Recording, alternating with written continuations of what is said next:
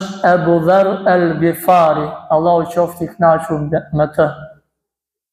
Ebu Dherri kishte dëgjuar për Muhamedin alayhi salatu wassalam dhe vendos që vëllain e tij ta çojë në Mekë, që të marrë informata rreth Muhamedit alayhi salatu wassalam.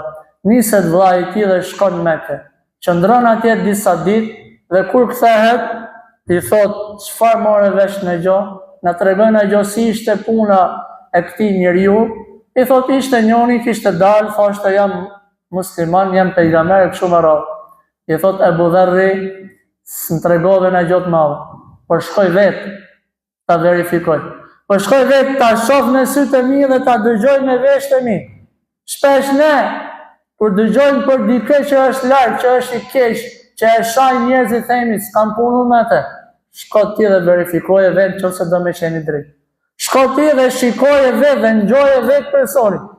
Se me bo me ngju njerëzit e tjerë që vinin në Mekë, fjalët e Mekasve, se kishin pranu Islamin asnjëherë.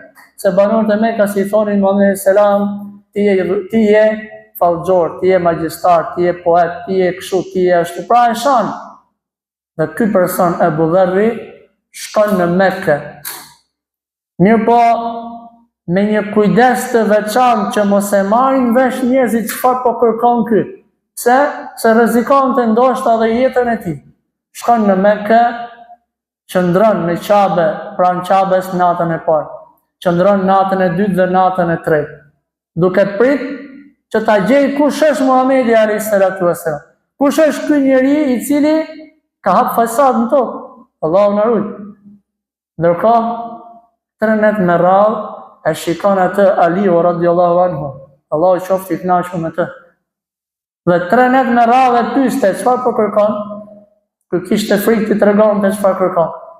Natën e tretë ju drejtua Ebu Dherri Aliut, Allahu qoftë i kënaqur me të, dhe i thot, unë thot po kërkoj Muhamedi. I thot Aliu radiallahu anhu, do vish pas meje. Por nëse unë shikoj ndonjë rrezik, do bëj sikur po ndaloj, do bëj sikur do kap në gjotë, ti ik se më bo me të kap, do japë mas qafë. Dhe kështu vepron derisa shkojnë tek Muhamedi sallallahu alaihi wasallam, i cili ja shfaqi Ebu Dherri Islamin dhe Ebu Dherri e pranoi Islamin dhe u bë musliman, duke u kthyer tek fisi i tij dhe duke ja shpjeguar edhe njerëzve të tjerë Islam.